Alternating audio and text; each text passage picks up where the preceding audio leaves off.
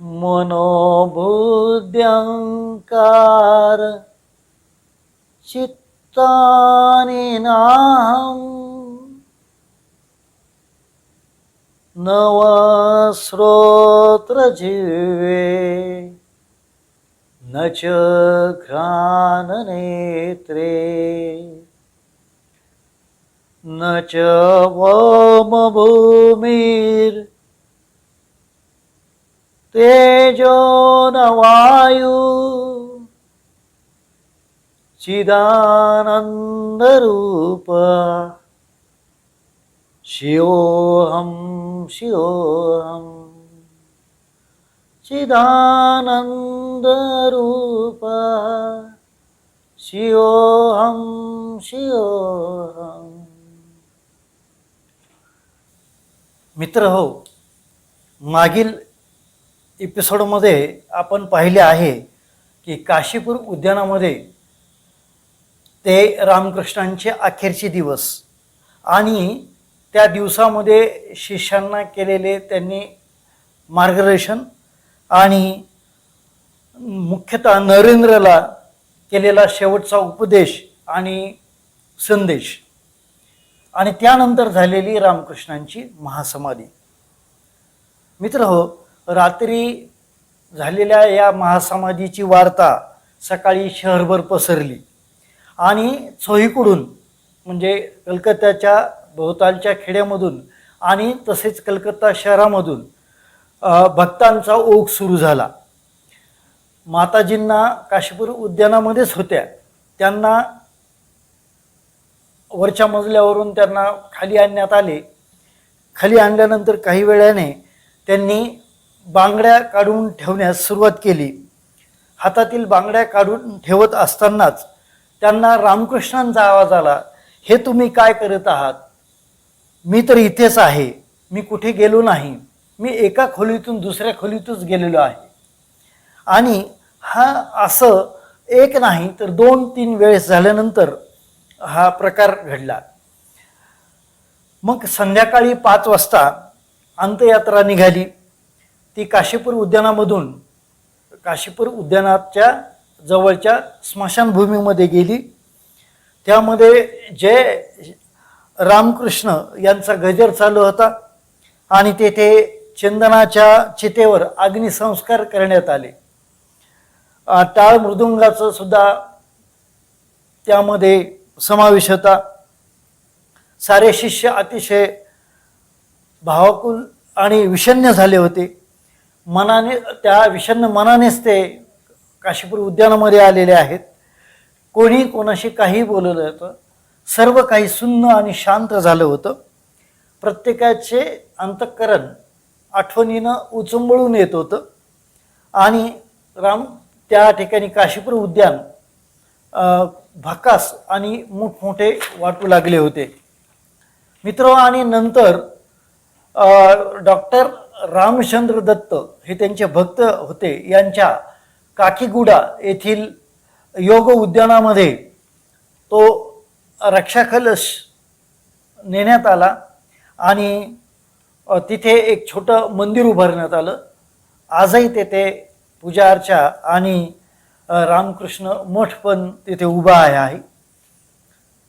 आपल्या आध्यात्मिक जीवनाचे सारे संचित रामकृष्णांनी नरेंद्रला दिले होते, त्याच्या स्वाधीन केले होते आणि नंतर रामकृष्णांनी देह ठेवला होता. शिष्यांना आता वृक्षछायेचा आधार जो वाटत होता तो नाहीसा झाला होता. सर्व काही संपलं असं शिष्यांना वाटत होतं आणि दाना टिपलेल्या पाखरासारखी एक एक जण आपापल्या घराकडे परतत होते.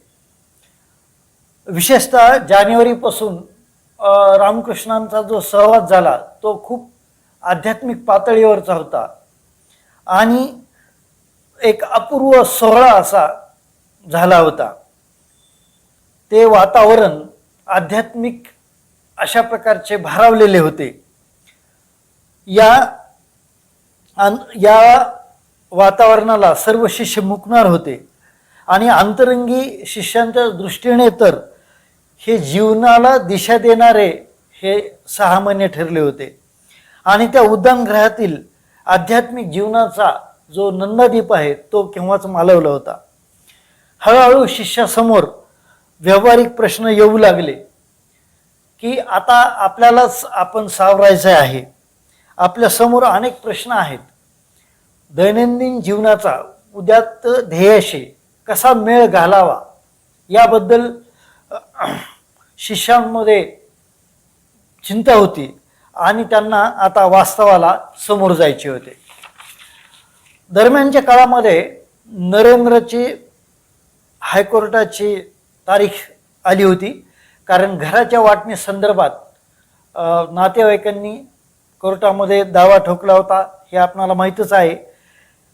तो आता चालू झाला होता आणि दुर्दैव म्हणजे रामकृष्णांचा अस्थिकलश जेथे ठेवला होता म्हणजे काशीपूर उद्यानामध्ये, ते काशीपूर उद्यान लगेच सोडायचं होतं. पुढे तो रक्षाकलश नंतर काकीगुडा येथे योग उद्यानामध्ये ठेवण्यात आला, ते नंतरच्या भागामध्ये. परंतु या काळामध्ये अस्थिकलश तिथेच होता आणि तो लवकर आपल्याला काशीपूर उद्यान सोडायचा आहे हे नरेंद्रला माहीत होतं. तो प्रश्न त्याच्या समोर होता. पुढचा एक प्रश्न असा होता की आई भुवनेश्वरी देवी नरेंद्रच्या लहान भावंडांना घेऊन आईच्या घरी ती गेली होती. आणि अजून एक महत्त्वाची गोष्ट अशी की उद्यानाचा सारा भार आणि पुढच्या व्यवस्थेचा सारा जबाबदारी नरेंद्रावर टाकून सर्व शिष्य आपापल्या घरी गेले होते. पण नरेंद्रला गुरूंचे शब्द कानावर सतत येत असत. मित्र हो, गुरुदेव नरेंद्रला म्हणाले होते की नरेन, तू सर्वांची काळजी घे. खरं पाहता रामकृष्णांच्या लीला, आठवणी, उपदेश या आपण एकत्र येऊन आठवाव्या, उपासना करावी, सर्वांनी आनंद घ्यावे, सर्वांशी चर्चा व्हावी, असं सर्व अंतरंगी शिष्यांचं मत होतं. पण सर्व तरुण शिष्य एकत्र राहण्यासाठी भक्तांना वेळप्रसंगी एक जागा, एक निवासस्थान आवश्यक होतं. पण सर्वांसमोर असा प्रश्न होता की त्या निवासस्थानाचा खर्च आणि त्या ठिकाणी कपड्या लत्ताचा खर्च, अन्नपाण्याचा खर्च कोण करणार. मग अचानक एके दिवशी सुरेंद्रनाथ मित्र नरेंद्रच्या घरी आले आणि त्यांच्या डोळ्यात अश्रू होते. ते म्हणाले, तुम्ही सारे शिष्य कुठे जाणार आहात, काय व्यवस्था आहे, आधी एक भाड्याचे घर पहा, आपण त्या ठिकाणी एकत्र राहू, रामकृष्णांच्या प्रतिमेची प्रतिष्ठापना करू, काही रक्कम मी तुम्हाला दरमहा देत जाईल आणि तुम्ही आनंदाने सर्व तेथे राहा. हे ऐकून नरेंद्राचे मन उत्साहाने आणि आनंदाने भरून आले.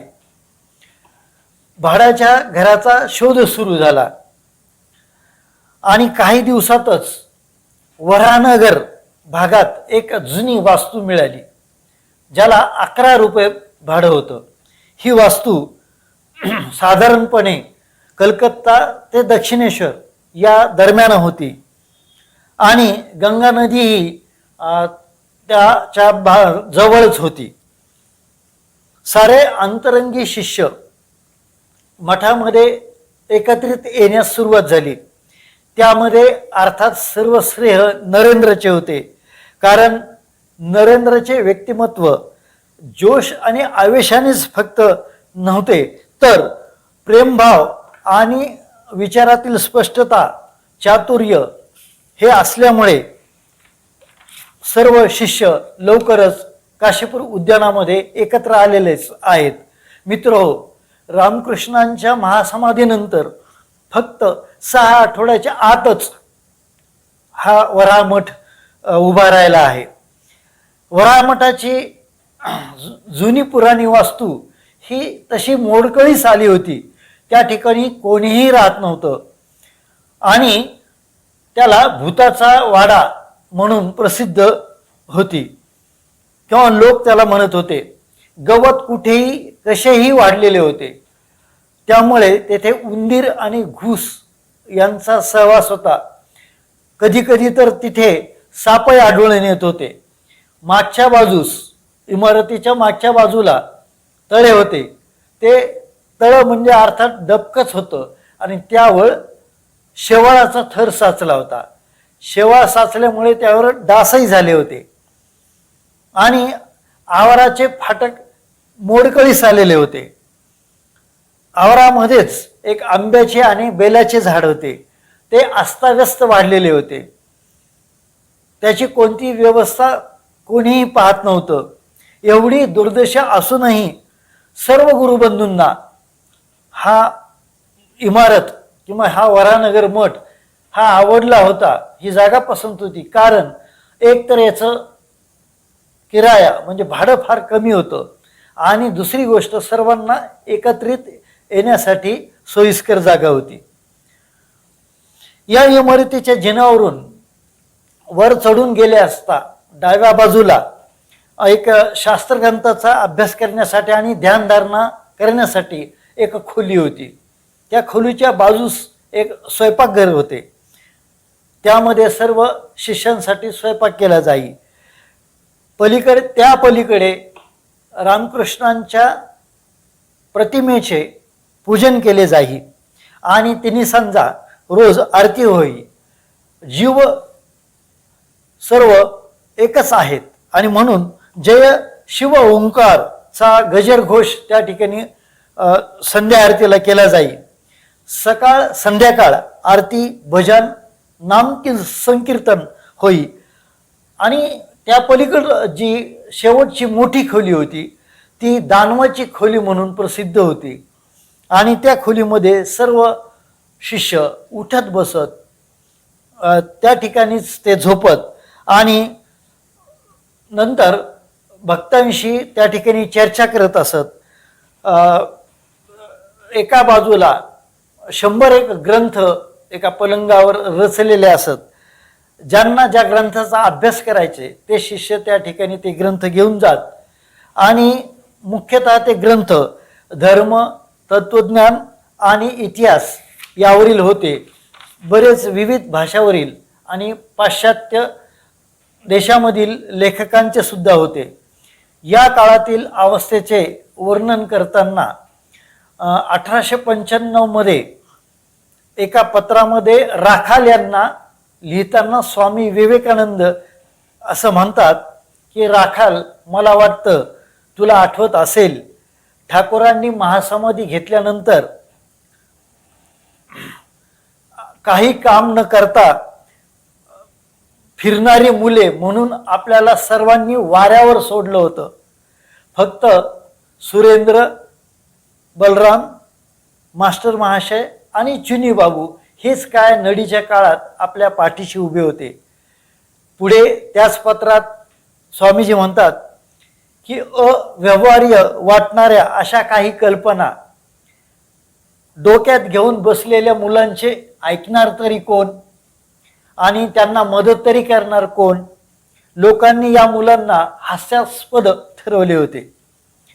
बेलूर मठात असताना या दिवसाची आठवण विवेकानंदांना येते. त्यावेळेस ते शिष्यांना ज्यावेळेस सांगतात त्यावेळेस ते सांगत असत की पहाटे 3 वाजता आम्ही उठत असू आणि स्नान करून ध्यानाला बसत असू. जगाची आम्हाला कसली फिकीर नसे. आम्ही आवश्यक तेवढ्या 4 घरी भिक्षा मागून अन्न गोळा करत असू. 1-2 वस्त्रे खुंटीवर दोरीवर टांगलेली असत आणि ज्यांना कोणाला बाहेर जायचे आहे त्यांनी ती वस्त्रे परिधान करून ते बाहेर जात असत. जपासाठी माळा तर भजनासाठी तानपुरा एक होता आणि जेवणासाठी केळीच्या पानांचा किंवा पत्रावळीचा वापर केला जात असे. मग एके दिवशी नरेंद्रानेच सर्वांना संन्यास धर्माची नावे दिली.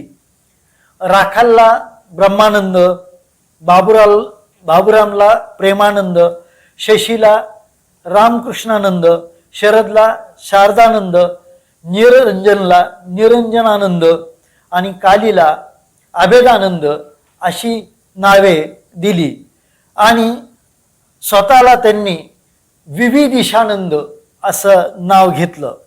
खरं पाहता त्यांना नाव रामकृष्णानंद असं घ्यायचं होतं, पण शशी हट्टाला पेटले आणि ते रामकृष्णांचे खूपच जवळचे शिष्य असल्यामुळे विवेकानंदांनी त्यांना रामकृष्णानंद हे नाव दिले. अशा रीतीने खऱ्या अर्थाने हा मठ संन्यासांचा झाला आणि लोकही त्याला ओळखू लागले. त्यानंतर नरेंद्रांनी सुरेल आवाजात शंकराचार्याचं निर्वाण षटक गायलं. मनोबुद्ध्यंकार चित्तानि नाहं नवश्रोत्र जिह्वे न च घ्राणनेत्रे न च वामभूमिर् तेजो न वायु चिदानंदरूप शिवोऽहं शिवोऽहं चिदानंदरूप शिवोऽहं शिवोऽहं. धन्यवाद. जय हिंद.